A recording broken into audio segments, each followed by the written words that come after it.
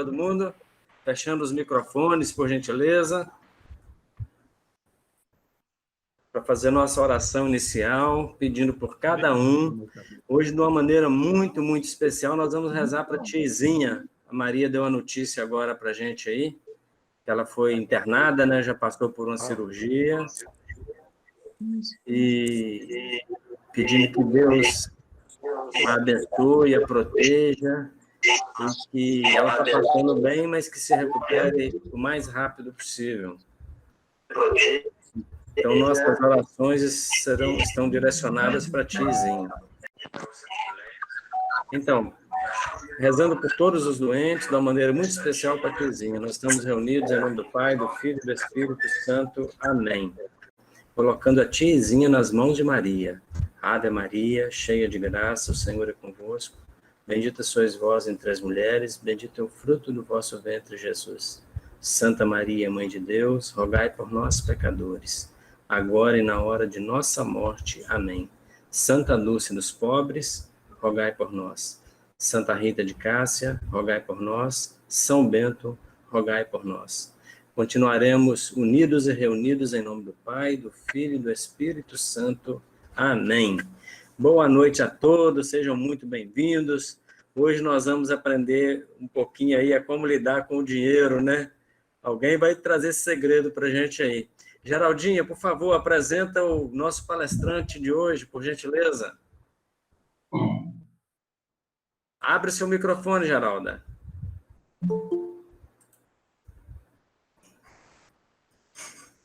Abriu.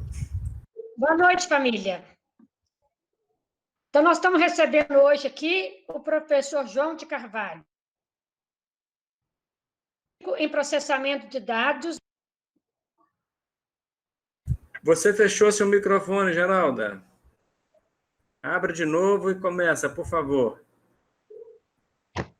Isso, abriu. Professor João, ele é técnico em processamento de dados, graduado em matemática, especialista em matemática superior, especialista em gestão do trabalho pedagógico, estudante de educação financeira e investimentos financeiros. Ele é coautor nas obras Além da Palavra, volume 4, do professor Eugênio, e Caratinga, Múltiplos Olhares, de Valber Gonçalves de Souza. Professor João, nós trabalhamos junto na escola Professor Jairo Grossi, é um cara muito inteligente, muito bacana, muito simples, muito humilde e sabe muito. Seja muito bem-vindo, professor. Obrigado. Já posso colocar a apresentação, isso? Pode, do jeito que você desejar, professor. Fica à vontade.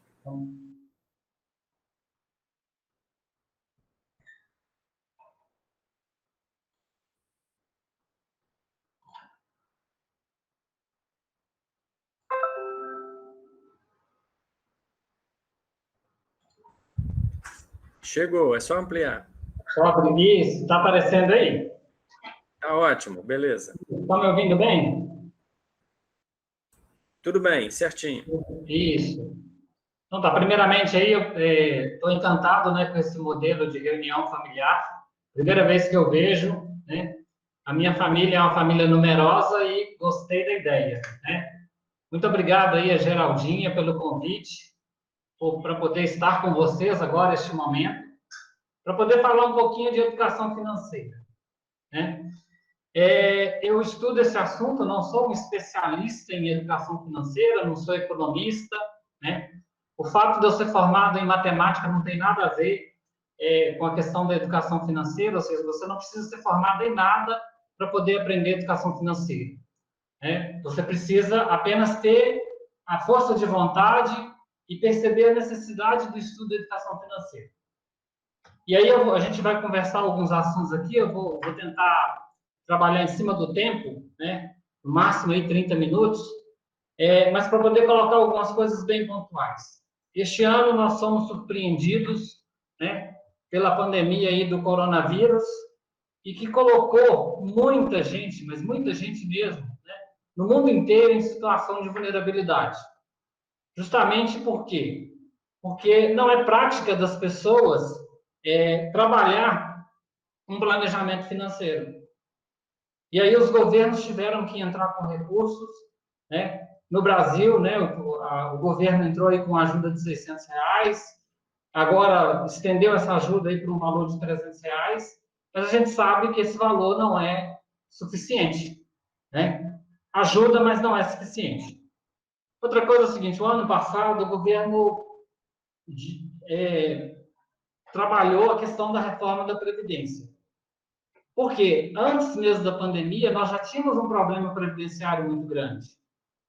Ou seja, foi feito um estudo e descobriu-se que apenas 3% das pessoas que estão aposentadas, elas conseguem, com sua aposentadoria e com seus recursos que ela conseguiu juntar ao longo da vida, se sustentar, né, com todos os custos que ela tem. Porque quando a pessoa chega a aposentar, os custos dela aumentam, principalmente com a saúde. Entendeu? Então, apenas 3% da população brasileira tem recursos financeiros suficientes para poder manter-se, né, com a vida, com tudo aquilo que é de direito, né? Saúde, lazer, moradia, etc.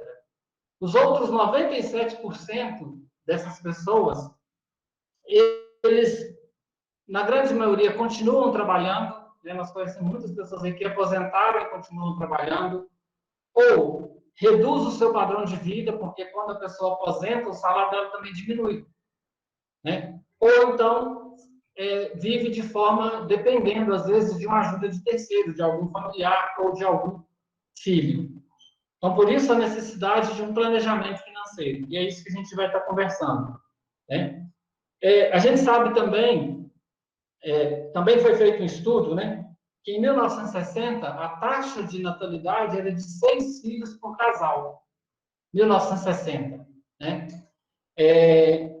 Em 2018 foi feito um levantamento e esse número não chega a 2. No máximo 2 filhos por casal. E aí, a reforma da Previdência que foi feita o ano passado, o governo não fez a reforma para poder garantir as novas aposentadorias. O governo fez a reforma para que o país não quebrasse. Porque se continuasse do jeito que está, o país ia quebrar. Não tinha dinheiro para poder pagar. Nem as novas que estão vindo e nem as que já estão. Por isso foi feita a reforma, né? E aí, com esse número de crianças que nascem hoje, que é infinitamente inferior ao que nascia 40 anos atrás, né, a conta não fecha. Certo?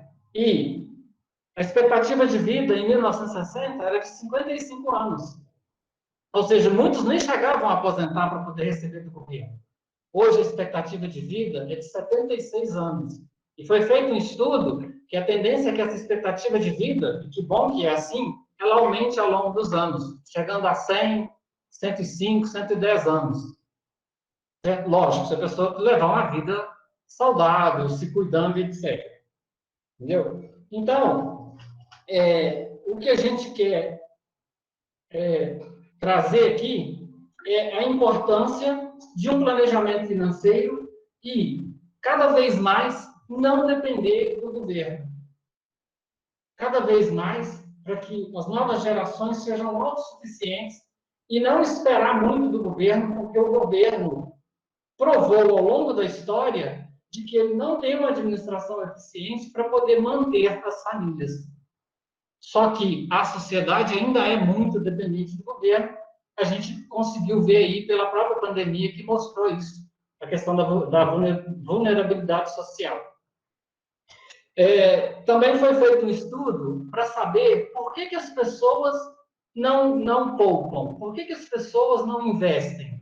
E aí descobriu-se que 45% alegam que não ganham o suficiente para poder juntar dinheiro, para poder pensar na aposentadoria. E esse mesmo número, ele delega essa função para o governo. Hoje, em torno de 50%, 52% da população brasileira coloca no governo a responsabilidade de manter a vida dele, a vida financeira dele, quando ele já não está mais na fase produtiva. Então, a gente vê que é um número muito alto, 52% da população brasileira. Entendeu? Ou ele alega, ou a pessoa delega isso ao governo, ou delega isso à família, ou ao empregador. Apenas 26% da população brasileira traz essa responsabilidade para si. Não, essa responsabilidade é minha. Eu é que vou trabalhar, vou investir, vou poupar para quando eu me aposentar, eu ter recursos financeiros suficientes para me manter, sem que eu dependa diretamente do governo. É um número muito baixo. Então, a gente vai falar sobre educação financeira. Dinheiro, qual que é o segredo? Está todo mundo vendo esse slide aí? Ciclo da realidade? Dá um ok para mim. Ok, tranquilo. Ok, então, aí nós temos, a gente chama isso aí de ciclo da realidade, ou alguns chamam de ciclo do sucesso, entendeu? Que está em forma de pirâmide para uma questão mais pedagógica, para a gente entender melhor, né? Que é o ser, fazer e ter, né? Como que funciona isso com quem tem dinheiro, né? E sabe lidar com o dinheiro, né? Primeiro, a gente precisa construir a base da pirâmide. Primeiro, eu sou, né? É a crença de identidade e valor próprio, né? Eu sou professor, eu sou médico, né? Eu sou advogado, eu sou alguma coisa, eu construí um valor próprio, eu tenho uma identidade, eu trabalho por uma causa, e porque eu sou, eu vou fazer alguma coisa. E aí a gente vai para a segunda base da pirâmide. Porque eu sou, eu faço. Eu creio que eu posso fazer alguma coisa. E aí a gente vai para o topo da pirâmide. Porque eu sou, eu posso fazer, eu posso ter. Então é a crença do merecimento. Eu mereço, né? Eu sou médico, eu sou um bom médico. Então, porque eu sou um bom médico, eu presto um bom trabalho, eu faço um bom trabalho. E porque eu faço um bom trabalho, eu mereço ter as coisas que eu tenho. Isso seria a lógica da construção de riqueza, vamos dizer assim, né? Eu sou um empreendedor, porque eu crio um produto, eu crio alguma coisa, eu faço alguma coisa, eu tenho, né? Qual que é o problema dessa pirâmide? É quando a gente quer inverter isso daí, quando a gente quer inverter essa ordem. E aí vocês vão lembrar um pouco, né, de que, por exemplo, quando a pessoa recebe uma herança, né, não é regra geral, mas pode acontecer, quando a pessoa recebe uma herança, ele começa no topo da pirâmide, ele começa com o ter. E se ele não tiver essa base bem construída do ser, ele coloca tudo a perder. Né? Porque ele tem, ele não fez e ele não é. Ele só tem, ele ganhou, ele herdou. Se ele não tiver a base, a crença da identidade do valor próprio, ele põe todo esse valor que foi construído, às vezes por um grupo familiar, etc., ele põe a perder. Outra coisa é o seguinte, quem só tem, quem trabalha muito, quem tem muito e não tem a base da pirâmide, normalmente é uma pessoa frustrada. A pessoa só tem dinheiro, a pessoa tem muito dinheiro, e só ter dinheiro não resolve a vida de ninguém. Então, o ciclo da realidade, ou o ciclo do sucesso, ou o ciclo financeiro, passa por isso aí. Esse ensinamento, ele é de um livro, né? Eu tenho aqui, na verdade, eu tenho vários livros aqui de educação financeira, mas ele é de um autor chamado T. Harv Eker, que ele fala desse ciclo do ser, do fazer e do ter.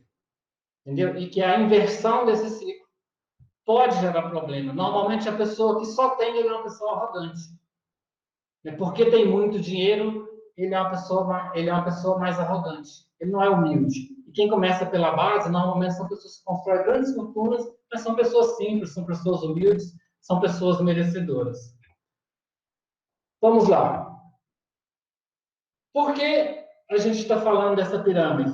Porque dinheiro é um meio, não um fim. Dinheiro sempre é um meio, nunca um fim.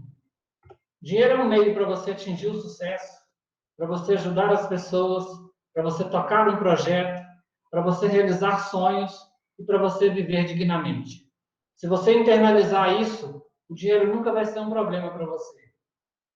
Agora, do contrário, se o dinheiro para você for um fim, se você estiver lá no topo daquela pirâmide, o dinheiro normalmente gera uma pessoa infeliz, frustrada, desmotivada e solitária. Por quê? Porque a única coisa que a pessoa tem é o dinheiro. E como a gente já frisou, dinheiro não traz felicidade para ninguém. O dinheiro por si só não traz felicidade, né? Ele é apenas uma moeda, um valor material que traz outras coisas, que gera outras coisas, inclusive a infelicidade. Bom, qual o primeiro hábito das finanças pessoais? A nossa vida, ela é carregada de hábitos. A gente tem hábito para tudo, né?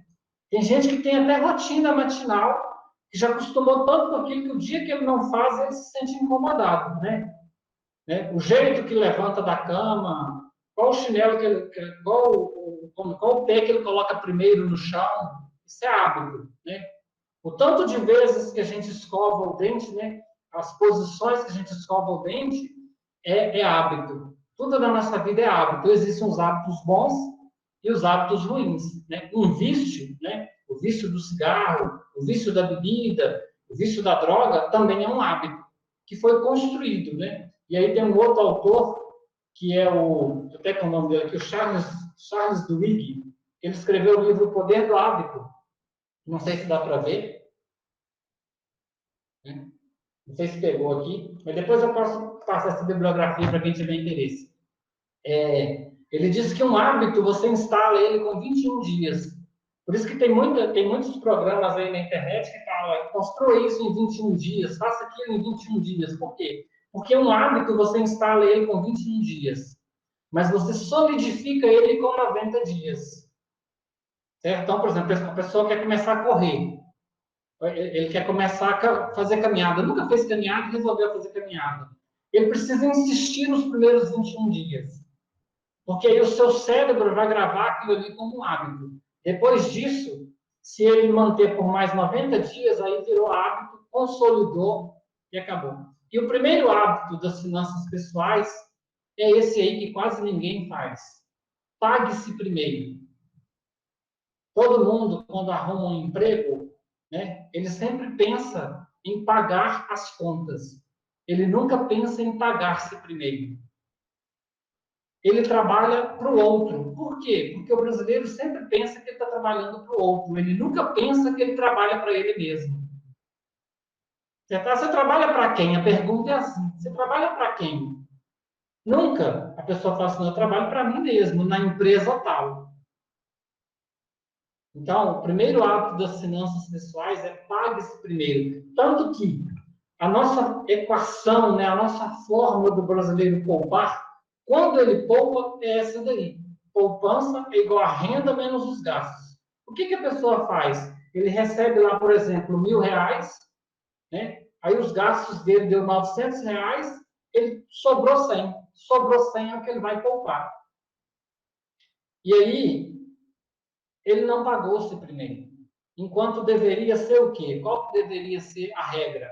A regra deveria ser gastos é igual a renda menos poupança. Ou seja, primeiro eu determino quanto eu vou poupar do meu salário. Eu vou me pagar primeiro, eu mereço isso. Primeiro, eu vou tirar uma porcentagem do que eu estou ganhando em termos de salário ou de qualquer rendimento que eu tenho. Primeiro eu vou separar essa parte. E depois o que sobra eu gasto. Então, essa deveria ser a regra.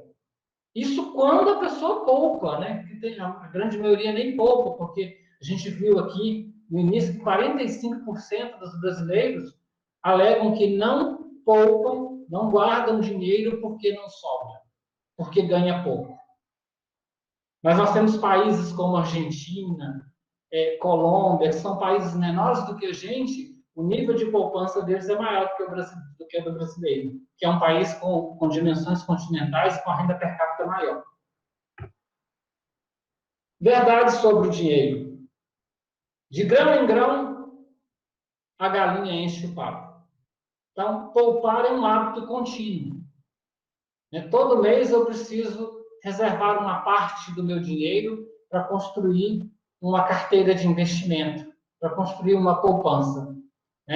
E quando eu falo poupança aqui, eu não estou dizendo não necessariamente essa poupança que a gente tanto conhece aí, que é a da Caixa Econômica Federal, do Banco do Brasil, que a gente sabe que hoje quem está com dinheiro na poupança está perdendo dinheiro.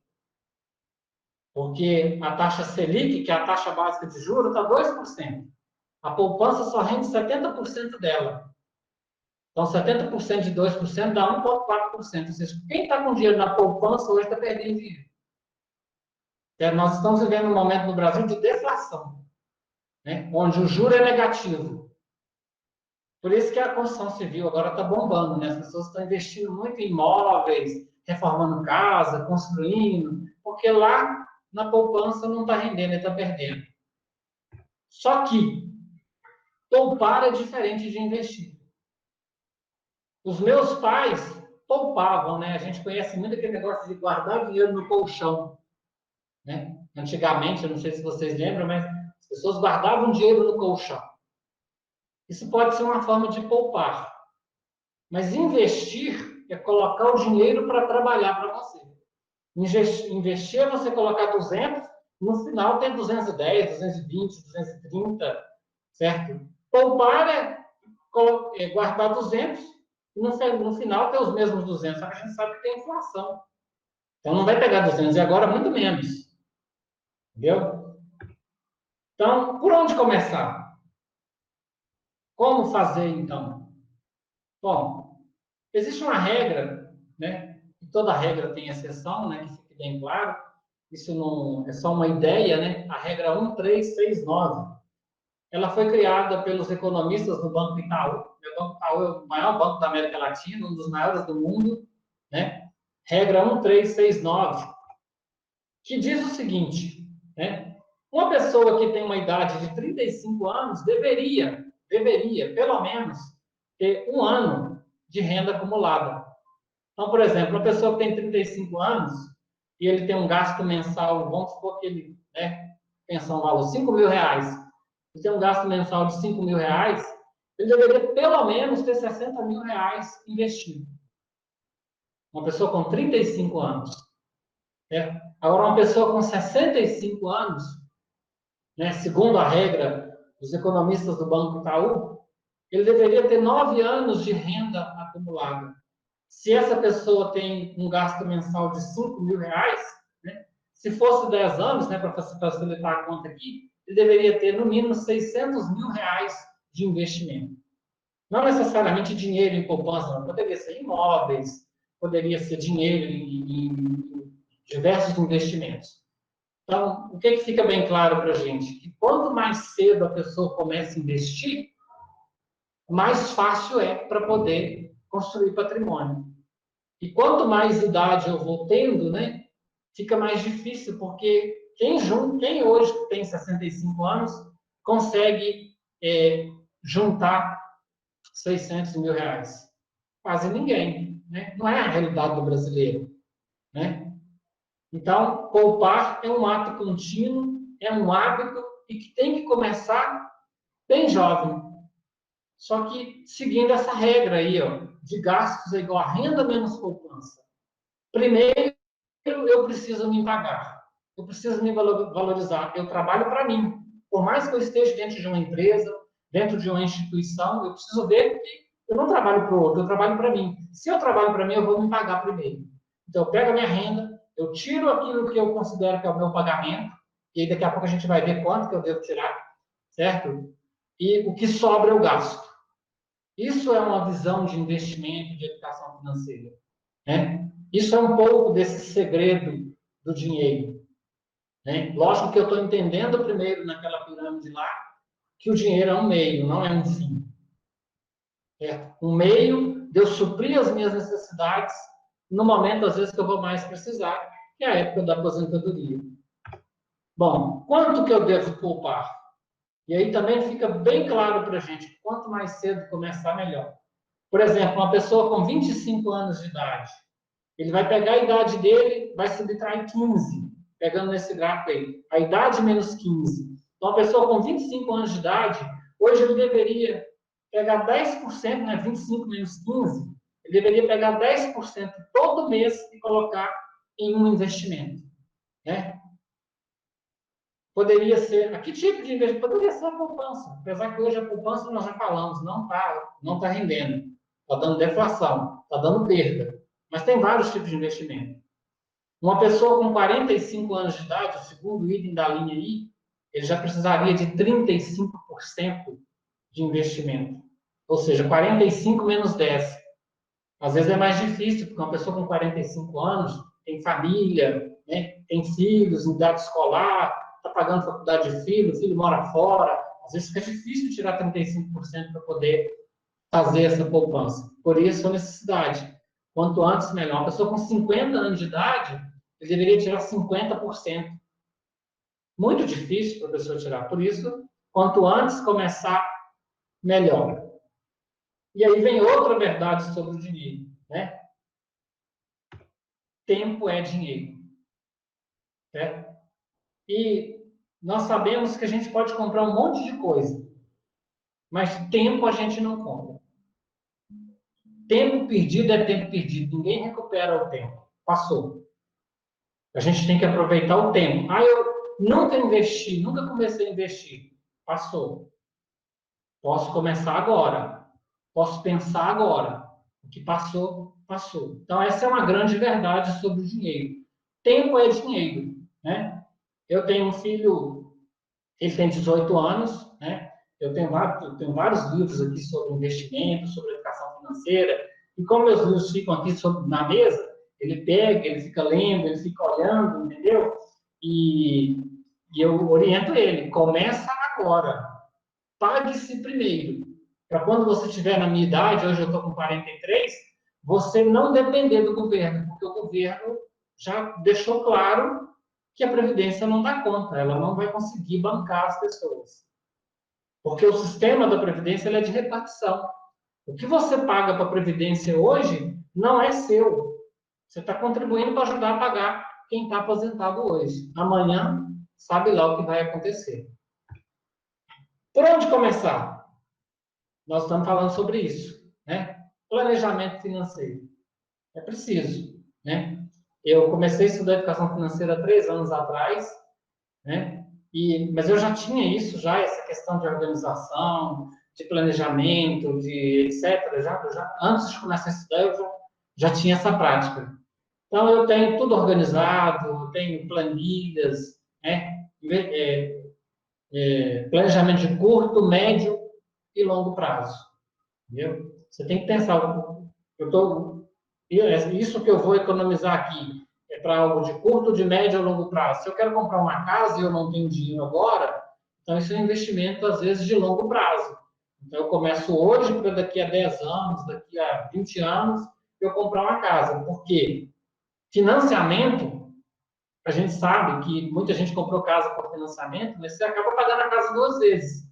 Se você der sorte que a casa valorize, que ela supervalorize, até tá bom, né? Mas às vezes não é a realidade de todo mundo. A pessoa fica a vida inteira pagando aquilo ali, né? Não sou contra isso, mas a gente sabe que a pessoa paga, às vezes, o dobro do valor, né? É preciso separar, conhecer a sua realidade de ativos e passivos financeiros. Daqui a pouco eu vou mostrar, né, essa diferença aí, né, de ativos e passivos. E é preciso estudar sobre investimentos ou ter um mentor de confiança. Alguém que entenda um pouco mais e que você confie. Porque a gente sabe que quando a gente vai num banco, né, os chamados bancões, eles te oferecem um monte de produto financeiro que você não conhece e te cobram taxas altas que você nem sabe que taxas que são essas. No final, você acha que o seu dinheiro está rendendo, ele está rendendo só para o banco. Para você mesmo, ele não está rendendo nada. Aí você fica aquela sensação assim, eu coloquei o dinheiro lá, mas ele não rende, a pessoa explicou lá, mas eu não entendi muito bem. Então, estudar sobre investimentos. Ou ter alguém de sua confiança, que você confie para poder te dar essas informações de forma detalhada. Bom, o que é um ativo? Ativo é tudo aquilo que coloca dinheiro no seu bolso. Se colocou dinheiro no seu bolso, é ativo. Então, nós temos alguns exemplos aqui. O seu salário, quando você está em atividade laborativa, é um ativo. A sua aposentadoria é um ativo. Se você tem investimentos, rendimento desses investimentos, de ações, você investiu em ações, comprou ações da Vale, da Petrobras, né? Tem vários, né? Da Magalu, que é o Magazine Luiza, que foi uma ação que valorizou mais de 7.000% aí. Quem comprou ganhou muito dinheiro com ações da Magazine Luiza. São ativos. Títulos de investimento, seja título público, Tesouro Selic, seja título privado, né? As chamadas debêntures, os CDBs, RDBs, LCI, LCA, a gente não vai entrar nessa questão aqui, porque seria um outro assunto, né? São ativos. Por quê? Porque coloca dinheiro no seu bolso. As propriedades intelectuais, né? Os escritores, os pintores, né? Pessoas que produzem alguma coisa, também é um ativo, né? O imóvel, quando ele é alugado, né? Quando ele traz recurso para o seu bolso, também é um ativo. Os fundos de investimento, né? Fundo de investimento imobiliário, fundo de investimento em ações, tem vários fundos de investimento, também são ativos. E aí a gente percebe que eu nem coloquei a poupança aqui como rendimento, porque a poupança, hoje ela está dando perda, né? Mas quando, alguns anos atrás, onde a taxa de juros estava alta, a poupança também era considerada um rendimento baixo, mas sim, é um dos piores investimentos que tem hoje. Mas também é um ativo, né? E tem o passivo, que é o que a gente deve diminuir. Passivo é tudo aquilo que tira dinheiro do seu bolso, né? Então, por exemplo, os financiamentos que você faz, tira dinheiro do seu bolso, é um passivo. Os empréstimos que você faz, tira dinheiro do seu bolso, é um passivo. O imóvel que você mora, em aspecto de moradia, ele é um passivo. Por mais que foi um investimento que você fez, mas você mora nele, você tem custos com esse imóvel durante o ano, com reforma, com impostos, etc. Ele não é considerado para você um ativo, ele é um passivo porque você gasta com ele, né? Os cartões de crédito, né? O carro que você tem, né? Por mais útil que ele seja, ele tira dinheiro do seu bolso, você gasta com manutenção, você gasta combustível, você gasta com mecânica, com seguro. Então, é um passivo, né? As assinaturas que você faz, né? Assinatura de canais de TV, né? Assinatura de internet, assinatura de celular, tudo isso é passivo, tudo isso tira dinheiro do seu bolso. O que a gente tem que fazer? Aumentar os ativos e diminuir os passivos.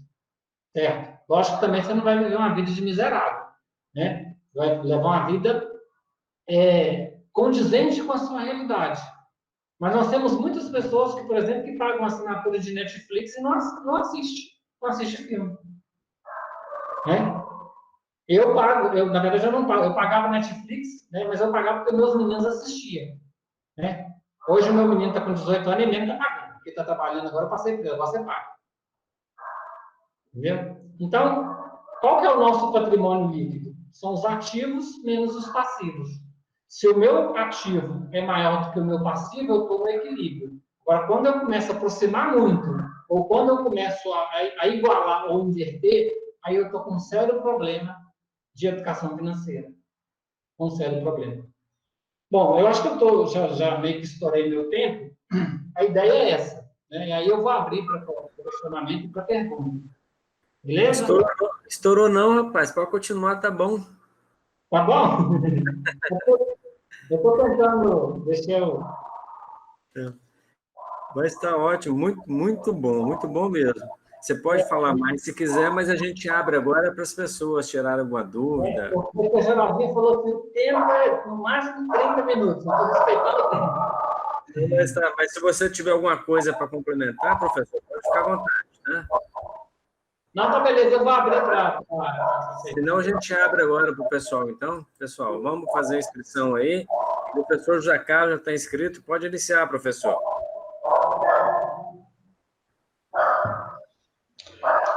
Professor João de Carvalho, muito obrigado pela excelente exposição. Falar desses números, dessas projeções, nem sempre é algo agradável, diletante, mas a sua exposição fez com que tudo isso cativasse a nossa atenção. Eu tenho uma pergunta sobre esse espaço de aplicações. A tradicional poupança, conforme o senhor frisou várias vezes, hoje significa perda. Existiria, na sua visão, na sua experiência, outra alternativa de aplicação financeira? Estou excluindo a questão de imóvel, carros, de bens, né? O dinheiro em si. Tá? Eu agradeceria a sua resposta. Então, hoje, sem risco, a gente pode dizer que não existe. Então, você hoje tem investimentos que vão te remunerar melhor, mas que tem um risco. Como, por exemplo, investimento em ações. É investimento de alto risco, mas que no longo prazo, aí a ideia é do pensar no longo prazo. No longo prazo, pode te dar um bom retorno. Existem investimentos que amarram o seu dinheiro. Por exemplo, um CDB de longo prazo. Ele vai te dar uma rentabilidade superior ao que a poupança dá, não muito maior, porque o juro no Brasil está muito baixo. Nós estamos com deflação, entendeu? Ele vai te dar uma rentabilidade maior, mas ele vai segurar o seu dinheiro por 5, 6, 7 anos. E aí você tem que ver se vale a pena, se você não vai precisar desse dinheiro. Ele te dá um rendimento maior, acima da Selic, que hoje está 2%, acima da inflação. Você tem rendimentos aí que estão pagando 5%, 6%, 7%, o que não é muito, mas está pagando 3 vezes mais do que a Selic, mas vai amarrar o seu dinheiro, vai prender ele. E o investimento em inflação também te dá isso. Em ações te dá isso, mas o risco é alto. Entendeu? Eu tenho investimento em ações que eu fiz, mas eu fiz pensando no universo aí de acima de 5 anos, de 5 a 10 anos. Porque, historicamente, a Bolsa, ela rende, historicamente, ela rende, no longo prazo, ela tem um retorno positivo. No curto prazo, o risco é alto. Sim, professor, obrigado. Mas ainda uma pergunta. E os fundos ligados à Previdência? Normalmente eles recebem a sigla VG, BL, qualquer coisa similar. O senhor tem alguma informação? Eu não gosto muito desses fundos de previdência. Por quê? Porque a taxa de administração é muito alta. Eles cobram uma taxa de administração muito alta. E hoje, como a gente está com uma inflação muito baixa, eles não estão tendo um retorno positivo. Juntando a taxa, você está quase perdendo. Certo? Então, eu não gosto muito. Eu prefiro hoje, às vezes, investir num fundo, os chamados fundo multimercados, que são fundos que investem tanto em renda fixa quanto em ações. Eles conseguem fazer um equilíbrio ali e dar um rendimento, às vezes, melhor do que um plano de previdência. Entendeu? Perfeito, tá? Agradeço muito aí a sua atenção. Se me permite, eu vou fazer outra pergunta, de curiosidade. Né? E essa questão, muita gente aplica em dólar. O que dizer disso? O dólar, quem pegou ele a 3 e pouco, né, está nadando de braçada. Né? Quem comprou o dólar há 2 anos atrás, né, que estava 3 e pouquinho, né, quase que dobrou o capital. Só que comprar dólar agora é alto risco, porque a economia está muito instável. O dólar está 5 e pouco, né? E tudo é especulativo, ninguém sabe para onde vai o dólar. Se eu soubesse que o dólar vai a 7, eu comprava ele a 5. Mas ninguém sabe, ninguém pode dizer qual vai ser o movimento. Eu posso comprar ele agora a 5,50 e ele voltar a 3, e eu tenho que segurar esse dólar para saber quando que ele vai voltar. Então, igual eu falei, existem os investimentos, mas eles oferecem grande risco. Certo? O problema é esse. Eu vejo que tudo é risco, ou então é desafio à paciência. Quem optar por investimento seguro, me parece que tem que contar com um prazo maior, né? Um longo prazo. É isso? E você falou certo. Tem um grande investidor, que é o Warren Buffett, né? É um dos maiores investidores mundiais, e ele diz que investimento de risco é para os pacientes, para as pessoas que têm paciência e têm, como se diz, tem bom estômago, né, para poder aguentar. Esperar. Certo? Muito obrigado, professor. Eu, no momento, nem para colocar debaixo do colchão não dá, mas tudo bem, a vida vai andando. Não dá e nem deve, né? Muito obrigado. Professor Zé Carlos, obrigado pela participação. Eu tenho inscrito aqui o Eugênio, a Elizabeth, mas eu vou fazer um breve comentário aqui. É uma sugestão também. Aliás, no começo aqui eu estava brincando com o Geraldo aqui, que está participando, fiz um comentário ali. Quando eu vim para Vitória, estou aqui há 25 anos, um amigo me fez a sugestão, tira 5% do seu salário, que era mais do que um salário mínimo, e guarda todo mês. Na época era poupança. Eu não fiz isso. Eu fiz uma conta rápida para o Geraldo aqui, em 20 anos, R$50 dá quase R$20, sem contar a possível correção.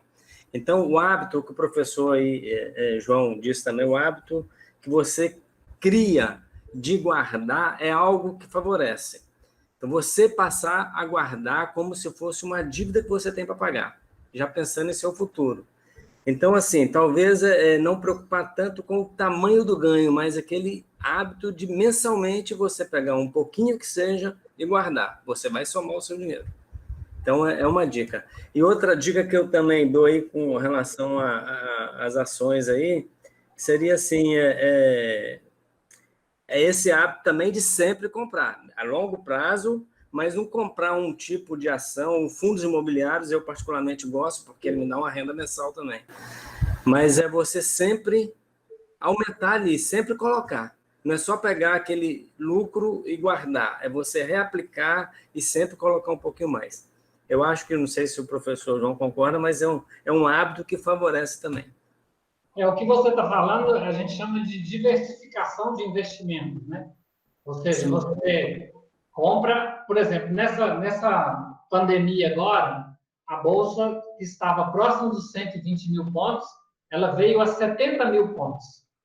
Ou seja, as pessoas que têm o hábito de comprar Bolsa, compraram mais. Porque uma ação de R$50, ela veio valer R$20, veio valer R$15, só que essa empresa ela não perdeu valor. Foi um momento do mercado, uma instabilidade do mercado, que fez com que essa ação caísse de preço. A empresa continuou funcionando, ela não teve nenhum problema de gestão, ela estava passando por um momento que não era da empresa, era um momento mundial, né? Uma crise mundial decorrente de um problema de saúde. Então, nós temos ações que estavam a 50, voltou para 20, que hoje já está próximo dos 50. Né? Vamos pegar um exemplo, a Magazine Luiza, quando isso foi em março, quando estourou a pandemia no Brasil, a Magazine Luiza estava em torno de R$50. Ela veio a 20 e poucos reais. Hoje, a Magazine Luiza está perto de R$90. Quem comprou lá 20 e poucos reais na Magazine Luiza já ganhou mais de 300%. Certo? Então, o investidor ele tem esse hábito de ir comprando e diversificando. Ele nunca investe todo o seu dinheiro num lugar só. Ele põe um pouco em ações, ele põe um pouco em fundos imobiliários, ele põe um pouquinho na poupança ali para fazer pagamento, coisas. Né? Não rende, mas está ali, está seguro. Né? Ele diversifica, chamado diversificação de investimento. Isso. E esse hábito de sempre você comprar ali, você está mantendo o equilíbrio no seu preço. Então, você não sofre tanto quando vem a queda ou quando vem a alta, dá um equilíbrio, né? Mas então, é o preço médio, né? Preço médio. Eugênio, vou passar para o Eugênio. Boa noite a todos. Boa noite, João, tá bom? Boa noite. Prazer te ver aqui. Prazer Dá os meu. parabéns aí pela apresentação, muito bacana. E eu vou só discordar um pouquinho agora do professor Zé Carlos e do Helder, que eu vou sugerir agora o melhor investimento. Eu decidi, a partir de hoje, eu só vou investir em letras do Tesouro Nacional. Mas é do Brasil, do Bolsonaro, o que ele falou na ONU hoje. Porque o Brasil que ele falou na ONU hoje, meu filho, vou te falar, é um Brasil bacana demais. Tá tudo bem, tá tudo bom. Até os incêndios nossos só acontecem no mesmo lugar todo ano, e quem bota fogo é o índio caboclo. Olha, eu nunca vi um homem tão cara de pau, tão cara de pau. É de fazer vergonha aquele discurso dele na ONU. Ele derrubou bolsa, ele não tem jeito. Aí eu vou entrar no assunto que interessa. É um perigo hoje o bolsa no Brasil, porque, assim, ela, além dos problemas da economia mundial, nós somos um governo completamente maluco. Esse cara é igual ele e o Trump lá nos Estados Unidos. Parece que eles acordam de manhã e falam, vamos derrubar a bolsa hoje. E dando a falar bobagem. Aí derruba a bolsa. Essa confusão danada. Mas eu queria deixar, na verdade, uma pergunta para você. Eu posso considerar, para quem tem dificuldade de poupar, porque tem gente que tem dificuldade. Qual que é a dificuldade? Na verdade, às vezes nem é porque não está sobrando dinheiro, não. Ele vai guardando dinheiro, mas o dinheiro está ali, ele olha aquele dinheiro e sempre arruma alguma coisa para fazer aquele bendito daquele dinheiro. Então, assim, eu posso considerar um consórcio uma poupança? Uma maneira de poupar? Então, assim, eu não vou guardar dinheiro, mas vou arrumar prestação para ter. Quando eu tenho prestação para ter, eu consigo pagar minhas prestações, mas no final eu tenho um bem que eu faço dinheiro. Dá para considerar um consórcio uma poupança? O consórcio, ele não é considerado um investimento. Certo? Não é um investimento. Não, a pessoa consegue um bem, mas ele paga muito caro por esse bem. Faz um consórcio de uma moto, por exemplo. Ele paga o preço da moto, ainda paga ainda um diferencial ali, um pouquinho a mais, porque ele compra no longo prazo, né? Ele vai pagando por mês, o valor vai reajustando ao longo do tempo. No final, ele pega uma moto e ele já não consegue nem vender ela pelo preço que ele pegou. Então, por isso que não é considerado um investimento. Mas é melhor, às vezes, a pessoa fazer isso se ela não faz nada, ela não consegue guardar nada, porque isso é um problema educacional. As escolas não ensinam as crianças a empreender, não ensinam a investir, certo? No máximo, às vezes, que a escola ensina é o menino a lidar com o dinheiro, mas mais num valor matemático. Isso aqui custa 50 eu tiro 30, quanto que sobrou? Você não ensina o dinheiro como um valor social, você ensina o dinheiro como um valor quantitativo. Isso é matemática. Né? Entendi. Agora, os bancos, eu, na verdade, assim, eu sou muito conservador com investimento. Sou conservador mesmo, não arrisco nada. Tenho medo disso. Então, o que eu faço? Eu aplico naqueles CDBs, naqueles investimentos que o banco mesmo oferece, e ele te fala lá, porque ele te dá cada percentual que você vai ganhar, porque aonde você está correndo risco, onde você não está correndo risco. Mas ele sempre tem um que é um pouquinho melhor que a poupança e que não tem risco nenhum. Ele sempre tem esse. E é esse que eu sempre faço, mas é para não arriscar mesmo, e também porque não entendo bem dessa questão de bolsa, e você tem que estar com o tempo para ficar acompanhando isso tudo, né? Porque, na verdade, assim, o mais tranquilo é mesmo a poupança, né? Esse não precisa ter preocupação nenhuma, mas realmente, pega hoje, por exemplo, você não está tendo retorno nenhum, o retorno está muito, muito ruim, né? E tem outra coisa, quando a poupança está te dando um retorno muito bom, é sinal também que a inflação está muito alta, então não está adiantando nada, você está gastando muito do mesmo jeito. Então, sei lá, o meu perfil, quando eu abro lá o banco, na hora, porque o banco já fala, né? Tanto o Itaú como o Santander, assim que eu abro, já vem escrito lá, seu perfil é de conservador. É porque e eles ficam propondo você ir para uma coisa mais arriscada, né? Mas eu sempre tenho muita preocupação com isso, eu vou no mais simples mesmo. É importante o que você falou aí, a questão do perfil. Né? Não adianta uma pessoa que tem um perfil conservador partir para um investimento moderado ou agressivo, porque ele vai ficar uma pessoa extremamente ansioso, estressado com aquilo ali, porque o investimento mais agressivo, ele oscila. Uma ação, por exemplo, um dia está ganhando, outro dia está perdendo. Então, é importante a pessoa conhecer o seu perfil de investimento. Quando a Selic ela estava 14,5%, isso há uns 3 anos atrás, um CDB era o melhor investimento que tinha. Que é o que o Paulo Guedes fala hoje, né? Era o Brasil dos rentistas.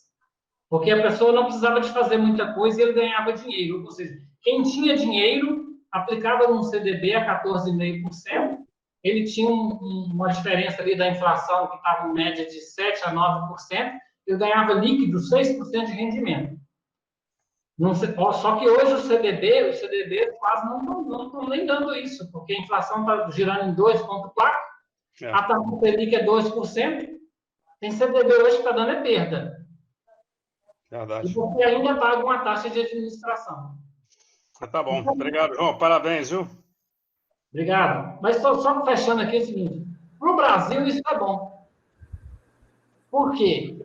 Porque o investimento vai aumentar. O investimento em infraestrutura, em empresas, as pessoas vão empreender mais. Porque ele percebe que o dinheiro dele na mão dos bancos, na mão do governo, não está valendo nada. O que ele vai fazer? Vai empreender. Para o Brasil, isso pode ser muito bom. Eu acho. Ok, seguindo, nós temos escrito aqui o Jeremias, a Elizabeth e a Luzi, por enquanto. Jeremias, pode falar. Boa noite, professor João. Boa noite. Parabéns pelos seus ensinamentos aí sobre a questão financeira. Obrigado. Embora eu não tenha nada quase para investir, só queria fazer uma pergunta, é o seguinte, sobre a questão da Previdência, porque eu sei que os grandes bancos, as grandes corporações financeiras, principalmente do agronegócio, devem uma grana muito violenta para a Previdência, porque foi feito, não sei se você lembra, foi feita uma auditoria dos devedores da Previdência, né? Os próprios auditores da Previdência fizeram. Inclusive, foi feito pelo aquele senador Paulo Paim. Mas os caras não pagam. Um exemplo, quando eu fui aposentar em 2007, estava faltando dinheiro. Descontou dinheiro meu, mas o dinheiro não estava lá. Você está entendendo? Eu trabalhava na prefeitura, regime CLT, descontava a Previdência e o dinheiro não estava lá. Então, para fazer o meu salário, a funcionária lá bateu um documento, eu tive que vir na prefeitura, eles bater todos os meus descontos durante aqueles anos todinho para fazer o meu salário e para eles cobrar da prefeitura. Os grandes devem uma grana violenta para a Previdência. Entendeu? Eles descontam. Eu acho que a maneira de desconto da Previdência também está errada, porque, por exemplo, quando você vai você faz um empréstimo numa empresa, na prefeitura, todo mês desconta aquele empréstimo que você fez, o dinheiro já fica lá no banco. Então, por que a Previdência não seja o mesmo também? Aí os caras vão, desconta seu e embolsa no dinheiro, investe em outra coisa e fica devendo a Previdência. E aí é claro que a Previdência não vai ter dinheiro. Você está entendendo? Milhões, é muita coisa. Principalmente o agronegócio, as corporações financeiras, os clubes de futebol, entendeu? As grandes empresas devem muito, os próprios bancos devem. O próprio meu sobrinho que trabalha gerente do Banco Itaú, falou que o Banco Itaú deve grana para a Previdência, entendeu? É complicado. Quem paga mesmo as coisas somos nós, que é o povo que paga mais as coisas. Principalmente, eles dão muito calote também na questão de imposto, né? Ou de renda, quem paga mais é o povo, o consumidor, que você vai no supermercado.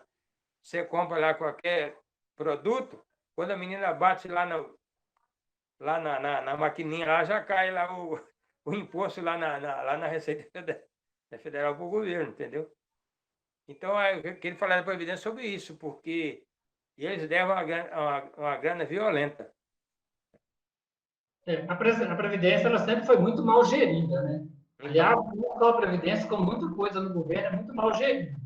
Né? Por isso, o problema da corrupção, que é muito grande, né? E hoje você tem um problema, assim, que o número por questão de natalidade, que a gente falou, né? Hoje nasce muito menos gente para poder abastecer os cofres da Previdência, né? Porque o sistema nosso é de repartição, ele é de solidariedade, o que eu contribuo hoje não me garante que eu vou receber amanhã, né? Então, a conta não fecha.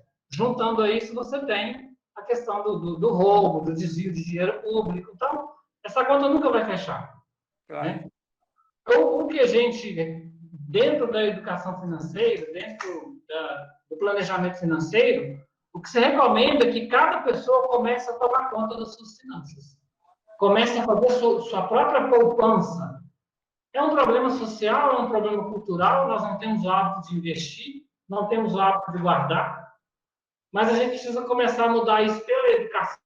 Eu vejo aí, começar nas escolas, a ensinar os nossos filhos, as crianças, a ver o dinheiro não mais como espécie de valor moeda, a ver o dinheiro como um valor social, e isso vai fazer uma diferença para mim lá na frente, se eu começar a poupar hoje. Porque a gente viu lá naquele gráfico, lá naquela tabelinha do Banco Itaú, que se eu começar com 25 anos a aplicar o meu dinheiro, eu preciso guardar apenas 10%. Só que se eu começar com 40 anos, eu já vou ter que guardar 35%.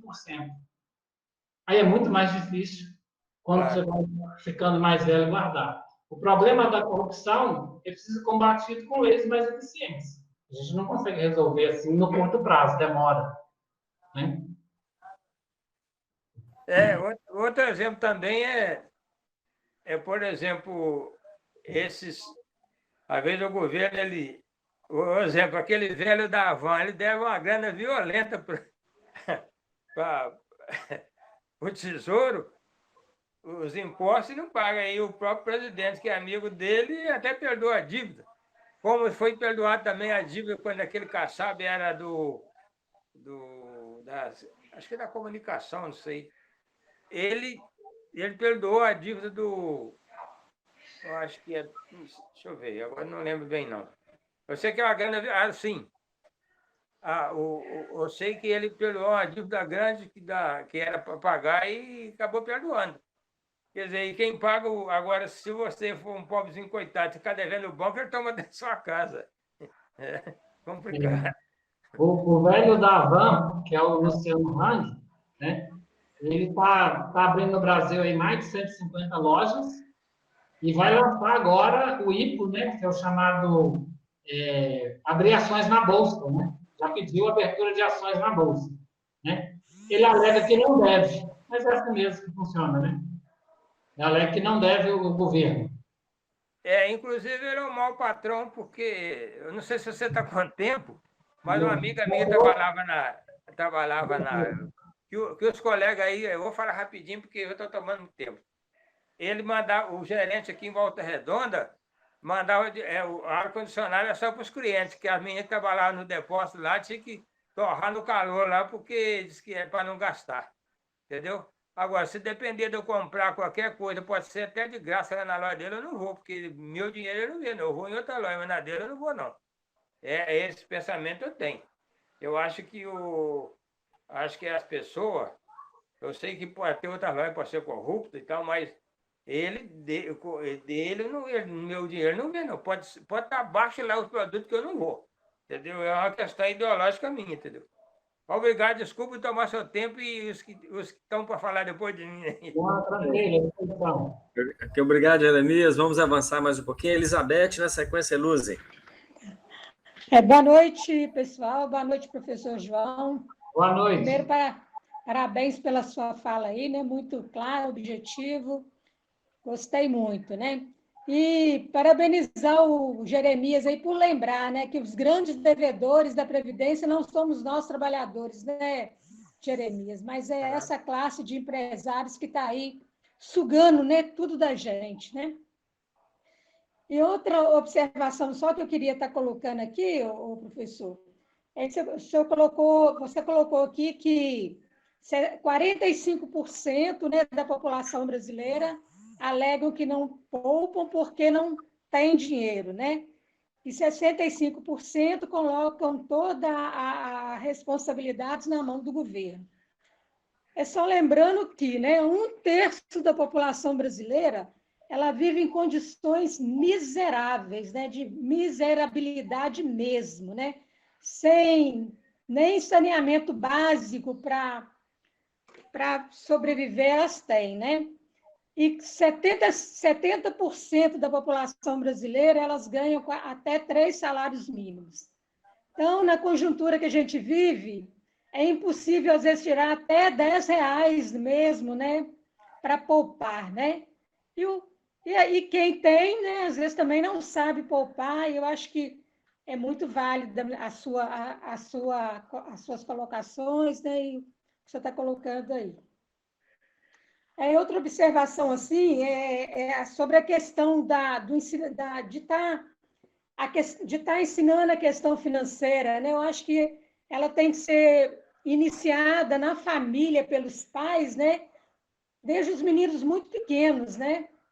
Eu vi uns anos atrás uma palestra com aquele professor Rudá Rissi, ele colocando assim, que o pai, desde que a criança tem, né, já tem noção do dinheiro, ele deveria dar uma mesada para essa criança e ensinar para ele que deveria estar dividindo aquela mesada ali em 3 partes.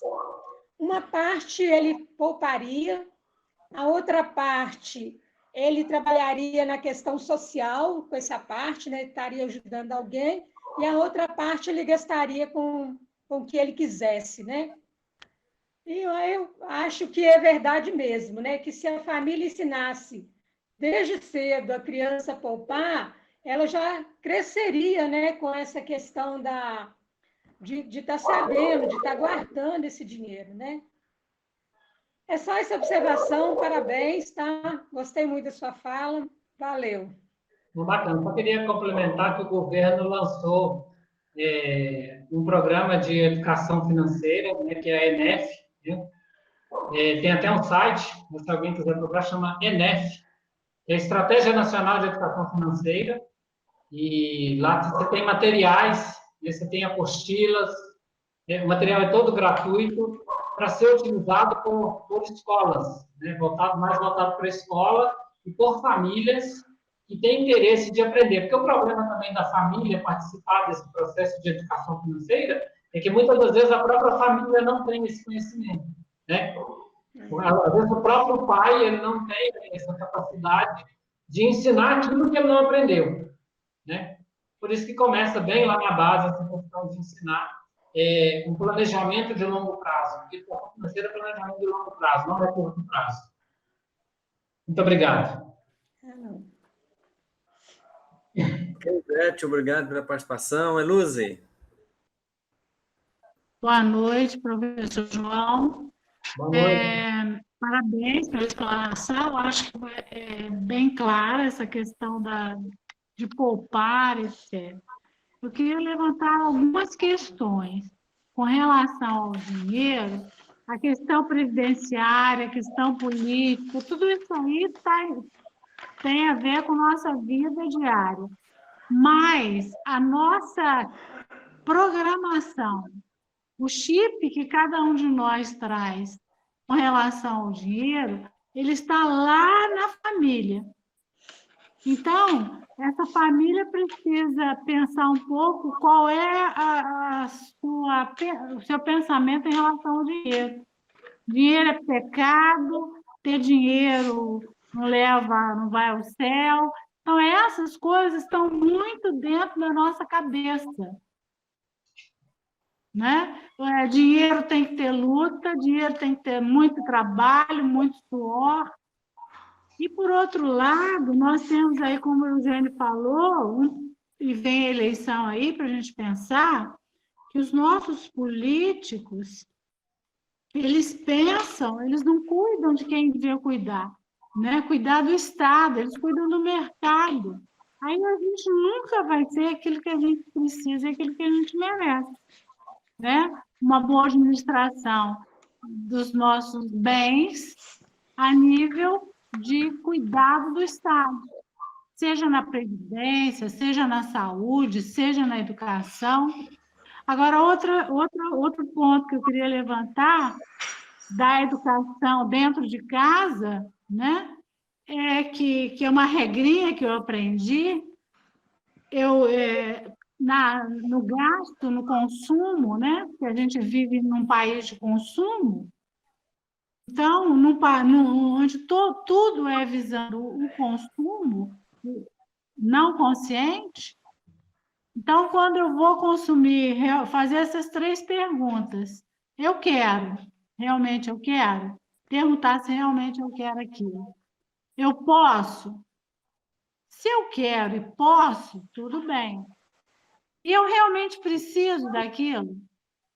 Porque, às vezes, eu nem preciso comprar aquilo naquele momento.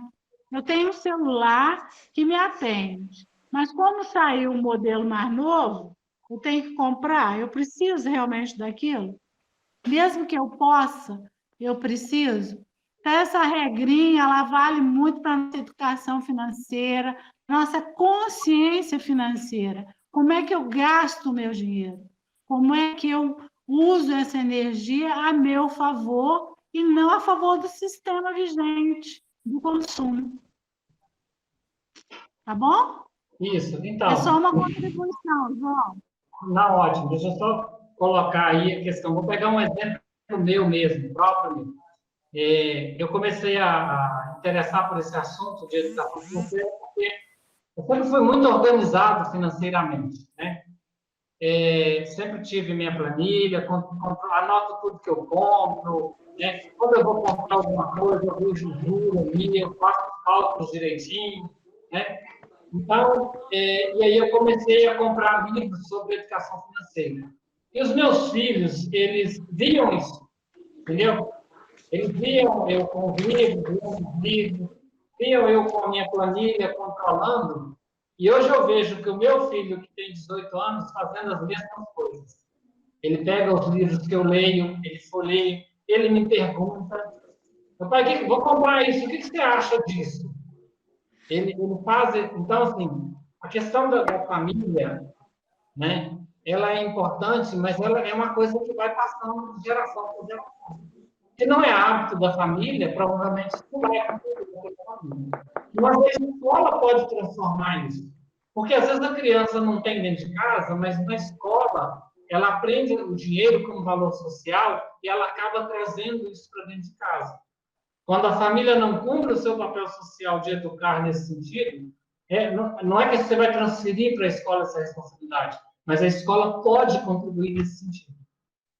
E aí, não ensinando o dinheiro como um valor como matemática, que é o que às vezes a gente vê nos livros das escolas, mas ensinar o dinheiro como um valor social, como um valor de empreender, como um valor muito maior do que esse aí. A questão das crenças, ela existe, né?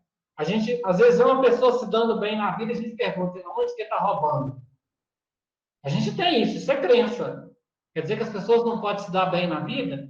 Todo mundo que dá bem na vida é porque roubou? Não. Existem pessoas que são extremamente... são empreendedoras, que têm um pouquinho de sorte também, eu não acredito muito em sorte, né? Mas que, às vezes, ela achou o caminho e consegue ganhar dinheiro com aquilo ali, né? E a gente precisa tirar, realmente, lá, é grande o número de pessoas que atribuem ao governo e às empresas a responsabilidade do seu planejamento financeiro. Mais de 52% das pessoas atribuem ao governo, quando o governo não quer ter essa responsabilidade. Se quisesse, a Previdência não estava quebrada. Entendeu? Então, é mais ou menos isso. Obrigado. Ok, obrigado, Luzi, pela participação. Pessoal, já partindo para a finalização, alguém mais gostaria de falar aí para a gente ir para as considerações finais do palestrante? Mais ninguém, não? Muito bem. Professor, muito obrigado por estar conosco. Agora é o momento para as suas considerações finais aí, antes da gente abrir o microfone para aplaudi-lo pela palestra de hoje. Então, eu queria agradecer a tia Geraldinha, né, que confiou que eu poderia contribuir de alguma forma com a família. Espero que eu tenha contribuído. Estou muito feliz com esse formato de reunião de família, que bacana. A minha família é muito grande e a gente não faz isso. Eu acho que eu vou copiar essa ideia. Entendeu? Muito, muito bacana mesmo. Você gera conhecimento, gera cultura, gera entrosamento de uma forma segura. Eu estou encantado com isso. Eu acho que eu tenho que parabenizar vocês por esse formato de interação familiar, né? Ou seja, a pandemia distanciou de uma forma, mas a tecnologia aproximou de outra. Muito obrigado mesmo. Obrigado, Geraldinha. Grande abraço para o Eugênio, que a gente trabalhou junto há muito tempo. Graças a Deus. Muito obrigado. Nós agradecemos muito a sua participação e fica aí o convite. A gente está aqui sempre de segunda a sábado, todos os dias. Quando se desejar, o link é o mesmo que o Geraldo te mandou, fica à vontade para participar conosco. Vamos abrir os microfones, pessoal. Oi, Geraldinho.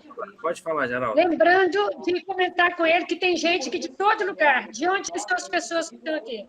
Então, hoje você está falando aí para o pessoal de Volta Redonda, de Vitória, Coronel Fabriciano, Caratinga, São Cândido, onde mais, hein? Fabriciano, falei, isso. Então, você falou aí para várias partes aí, várias cidades. Muito obrigado, professor. Os textos de oração, né, Helder? Aplaudindo, professor, então, muito obrigado. Com certeza que contribuiu muito. Muito obrigado. Muito obrigado, professor João, foi ótimo. Excelente. Obrigado, gente.